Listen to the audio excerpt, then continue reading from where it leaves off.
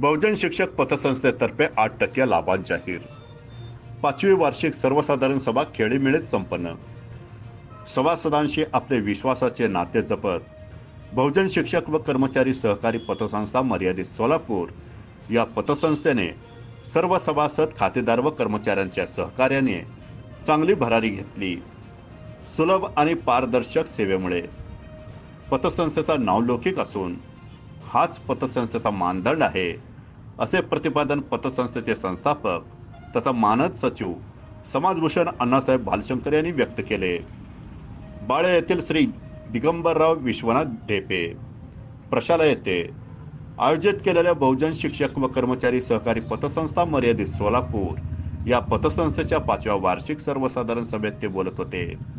या सभेच्या अध्यक्षस्थानी पतसंस्थेचे चेअरमन प्राचार्य बोधीप्रकाश गायकवाड तर उद्घाटक म्हणून जिल्हा उपनिबंधक कार्यालयातील निवृत्त अधिकारी दिगंबर ढेपे यांच्यासह पतसंस्थेचे संचालक मिलिंद भालशंकर, संचालिका मंजुश्री खंडागळे, प्रतिभा गायकवाड आदींची प्रमुख उपस्थिती होती।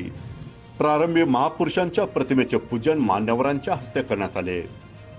यानंतर पतसंस्थेचे खजिनदार रवी देवकर यांनी संस्थेच्या वार्षिक अहवालाचे वाचन करून पुढील विषयांना मंजुरी घेतली।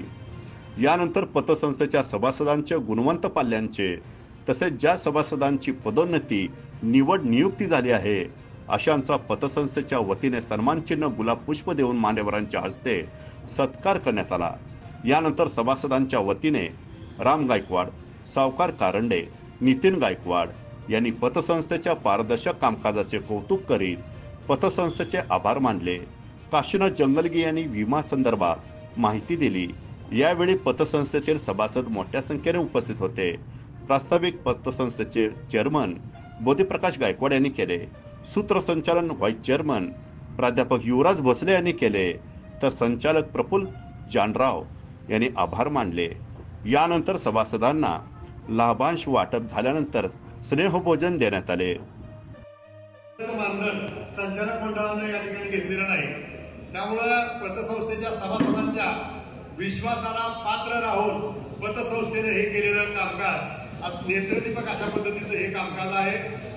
5 वर्षामध्ये 15 कोटीचा टर्नओव्हर पूर्ण करणं, टप्पा पार करणं ही साधी गोष्ट नाही आणि हे केवळ आणि केवळ सभासदांनी पतसंस्थेवरती दाखवलेला विश्वास आणि संचालक मंडळ विश्वासाला राहिले पात्र, या गोष्टीमुळेच आम्ही हे करू शकलो।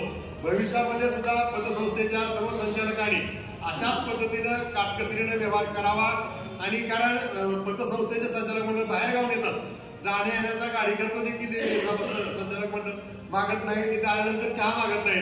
दर महिन्याला दादा एकाकडून चहा तिथे घेतो।